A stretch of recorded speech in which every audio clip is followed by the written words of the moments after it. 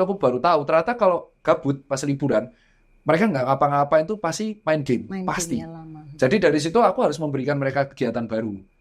Oke. Terus minggu depan adiknya sunat. Nah, ketika adiknya sunat, kakaknya tak suruh motivasi yang akhirnya berujung pada intimidasi. Hati diditmu hilang.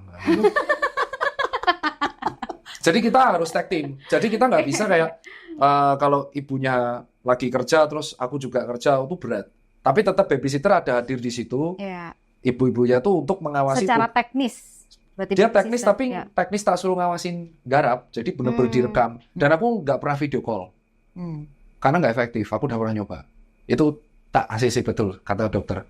Jadi nggak ada gunanya. Aku pernah pada waktu dari Jakarta di video call tahu yang dilakukan aku di-reject. Di-reject. Saking pinternya dia. Di-reject. Dan sekarang kan ada yang namanya ya IMO tahu kan? Iya, tahu. Bapaknya nelpon tuh di-reject.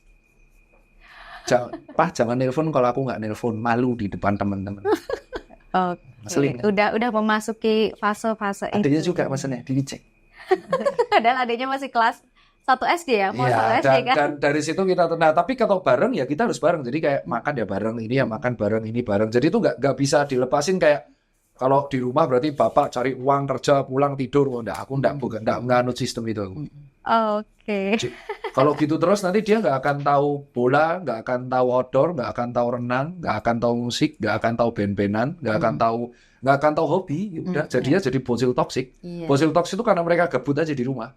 Karena gabut, ya akhirnya mereka seperti itu.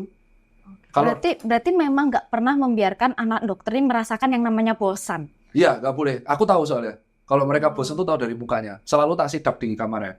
Ayo ngapain? Ayo, sini sana, nah, gitu. Jadi nggak bisa. Oke. Nggak bisa. Kadang kalau gabut ya, ayo keluar ke mall. Ngapain? Beli sushi. Udah gabut ya. Ya udah tak ajak ke Berarti mall jalan-jalan. intinya selalu ada kegiatan. Harus.